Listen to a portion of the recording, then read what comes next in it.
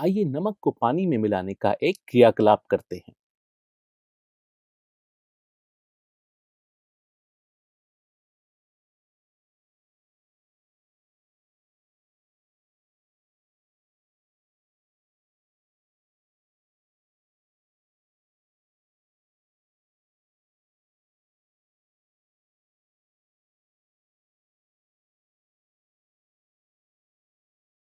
आपने इस प्रक्रिया में क्या देखा?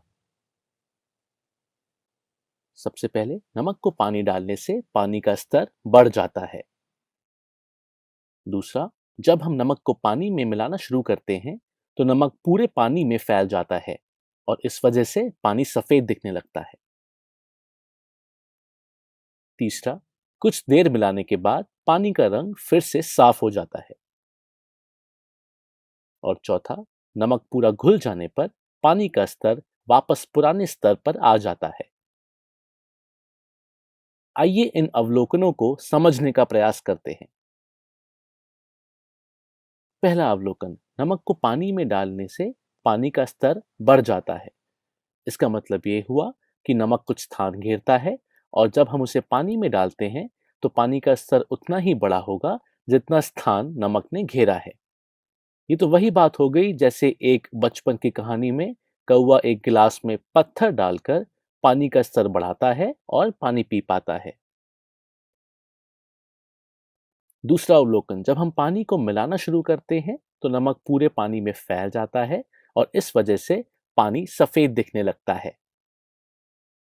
इससे ये सिद्ध होता है कि नमक कुछ ऐसी वस्तु से बना है जो पूरे पानी में फैल सकती है। तीसरा अवलोकन, कुछ देर मिलाने के बाद पानी का रंग फिर साफ हो जाता है। पानी को गौर से देखिए, आपको नमक के कण नजर आना भी बंद हो गए हैं। क्या इसका मतलब ये है कि नमक गायब हो गया है? नहीं, हम जानते हैं कि नमक गायब नहीं हुआ है, सिर्फ पानी में घुल गया है, जिसकी वजह से हमें दिखना बंद हो गया है। चौथा अवलोकन, नमक पूरा घुल जाने पर पानी का स्तर वापस पुराने स्तर पर आ जाता है।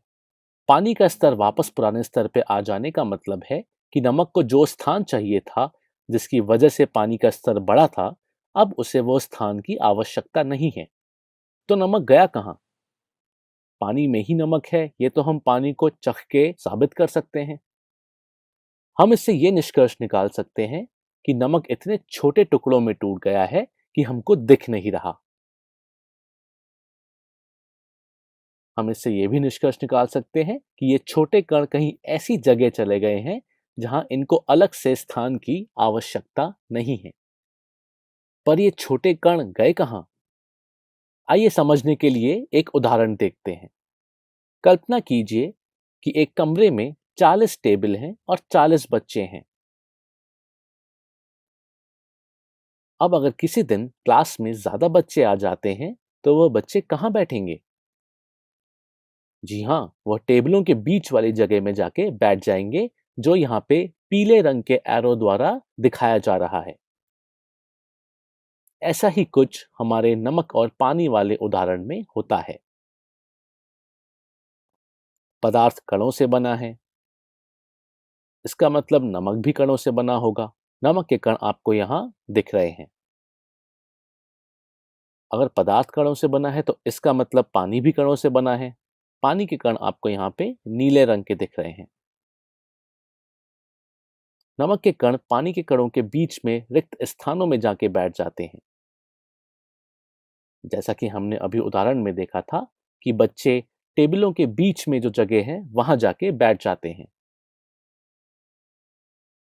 नमक और पानी के कण इतने छोटे होते हैं कि हमको अपनी आंखों से अलग अलग दिखाई नहीं दे पाते। यह इतने छोटे हैं कि अगर हम लेंस का भी इस्तेमाल करें तब भी ये हमको नजर नहीं आएंगे। तो हमने इससे पदार्थ के बारे में क्या सीखा? पदार्थ बहुत ही छोटे कणों से बने होते हैं और पदार्थ के कणों के मध्य में रिक्त स्थान होते हैं।